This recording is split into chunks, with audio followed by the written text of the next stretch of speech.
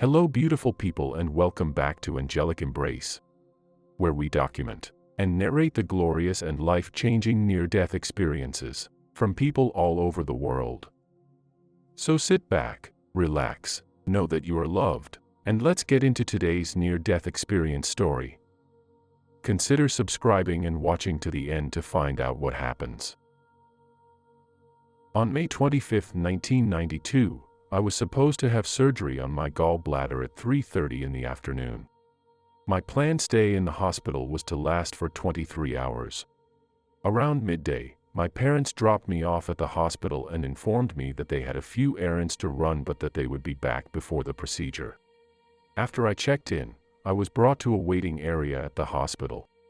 Around 1 in the afternoon, the nurse came in and informed me that they were going to take me to surgery earlier than scheduled due to the fact that they had a cancellation. It was Friday, and the physicians wanted to go early. Because I was unable to communicate with them, neither my parents nor my kid were aware that I was going to have surgery sooner than expected. In order to get me ready, the medical staff provided me with something that would help me relax. My primary care physician, who was accompanying the specialist at the time, came in to visit me and let me know that he was present. The next incident that took place was unfathomable. I had the sensation that I was being pulled out of my body quickly, quicker than words are capable of describing. The speed with which everything unfolded cannot be comprehended by anything that exists on this planet. At first, there was a light that was exceedingly brilliant. Since seeing that light, I wear glasses full-time as I cannot see without them. As soon as I was able to adapt my eyes to the light, I glanced about, and to my amazement, I was at a stunning location that was really large, maybe 5 to 8 football fields in size. The place smelled of roses and other flowers, and there were rows of individuals being met by other people, spirits, who had died and gone before us. The grass was all green, and the area smelled of roses and other flowers. I looked to my right and to my left, and then I looked in front of me, and all of my deceased family and friends were standing in the sequence in which they had passed away. For instance, my grandfather Lupe was the first person whose passing I recall. He passed away in 1955, when I was 10 years old, and as he was the first person on the left side of the line, I placed him there. Only those folks that I genuinely liked and cared about were included on my list of those who had died away before me. My granny may be found over on the right. She passed on in 1991 at 92 years old. My first question to her was, "Grandma, why are you over there and not on this side with all of the other people?" She was the first person I talked to at the event. She was occupied with something she was doing with her hands as she sat in her favorite green chair, which she had had for years. It's possible that she was crocheting, given that she used to be able to do so regularly but had been unable to do so for the past few years due to issues with her eyesight. She really enjoyed crocheting. She glanced up at me and informed me in Spanish. My grandmother knew very little English. "You have a little bit more to do, and then I will leave with the rest of them." My grandmother spoke very little English. I circled back around to face my grandfather and gushed to him about how much I loved him and how relieved I was to finally be with him. In total, there were around 12 individuals waiting in line. I had brief conversations with each and every one of them, but my Uncle Donald was the only one I spent more time talking to. My grandfather's brother, Donald, passed away in a drowning accident on June 30, 1989. I may not be correct on the year. He was probably in his 60s at the time. After our conversation, he requested that I pass along a note to his brother Joe. He shared with me the information that I was to relay to his brother on his behalf. When I was about to ask him another question, I glanced up and noticed my nephew hovering above the rest of the people. He was neither to the right nor to the left, rather, he was simply floating in the air. I confronted him with the question, "Richard, what exactly are you doing up there?" In response, he said, "It was not the right moment for me. I have no choice but to wait here till it is finally my turn." In September of 1989, my nephew Richard took his own life by hanging himself. When I realized that he could not be at peace, I experienced the pain in my heart that this knowledge caused. At that time, I had the sensation that I wanted to be in the warmth and comfort of these family members, and I made the decision that I was going to pass over. However, just as I was about to do so, my grandpa raised his hand and said, "No, you can't come now." My question was, why not? I didn't say a thing, but I looked up to see what he was looking at because he didn't say a word and just looked up. I can't even begin to explain what it was, but I suppose that in order to put it into words, I would have to say that in the sky, above this vast multitude of people's spirits, were the Holy Trinity, the Father, the Son, and the Holy Spirit. Despite the fact that I have spent my whole life as a Catholic, until recently I was unaware of the significance of the phrase, 3 in 1. I was overcome with the calmest sense, and it dawned on me that it must have been our cherished Lord. I let him know that I intended to remain here. He told me that I was unable to. My question was, why not? The response he gave was, "You need to return, and finish what I need you to accomplish." I couldn't help but start sobbing since I didn't want to leave this breathtakingly serene area that I had discovered. He advised us, "Don't weep. You will see me one more before we part ways forever, and it will be the last time we meet."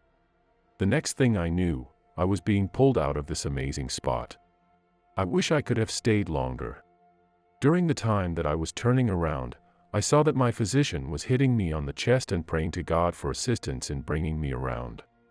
I questioned him about it long later, and in response, he questioned how I knew that, given that he had been saying it to himself but not aloud to anybody else. I questioned him about it. I came to when I was being treated in the coronary intensive care unit. They were going to use a laser to remove the gallstone from my gallbladder, but, as they were inflating my stomach, they accidentally gave me too much air and put too much pressure on my aorta. As a result, they lost me for 1 minute and 25 seconds. That 1 minute and 25 seconds were the most lovely thing that had ever happened to me in my whole life. It was the most amazing event that I've ever had in my whole life. This is the second near-death experience shown in today's video. I was experiencing symptoms of testicular cancer at the time. My left testicle had been removed surgically. A round of chemotherapy was required as part of the treatment. Because of this, I became really ill and weak. At that point in my life, I was experiencing symptoms of sleep apnea, which is a condition of sleep that is defined by pauses in breathing or episodes of extremely low breathing when a person is sleeping. During my sleep, I stopped breathing many times, which doctors refer to as events. My body would go into a convulsion or spasm, and when I would come to, I would be gasping for air. I believe that the side effects of the chemotherapy were sufficient to weaken my body to the point that I did not wake up gasping for air.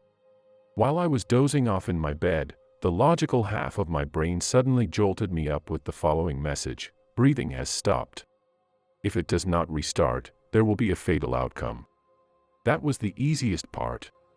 It was much like the pressure that builds up inside a balloon when air is added to it. I could feel it building up inside of me. No pain, just pressure. When I first understood that I was going to die, I had a brief period of terror. After then, the feeling of terror subsided, and I asked myself, is this it? This is so simple, and it just makes sense. Why was I getting so worked up over this? The fact that I had been scared made me feel a little bit stupid.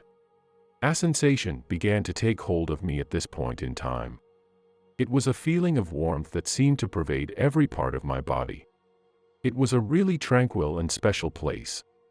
I had never experienced anything even somewhat like to this before. After that, I had the sensation of being submerged in water while resting on my back. After a while, I got into the pool and started to submerge. It looked like the room was getting darker and more empty. After a little period, it suddenly brightened up to an extremely brilliant level. Something in front of me resembled the sun, and it was there the entire time. Even though it was so bright, looking at it did not cause my eyes any discomfort. Everything clicked into place for me all of a sudden. I was aware of the reasons behind why I had cancer as well as the significance of the fact that I had cancer. In point of fact, I came to the conclusion that it was of such critical significance that I could not have it any other way. However, I am not able to describe why it was significant, rather, I simply realized that it was. Then the thing started talking to me. It was clear that it was communicating in English, and it sounded exactly like any other human.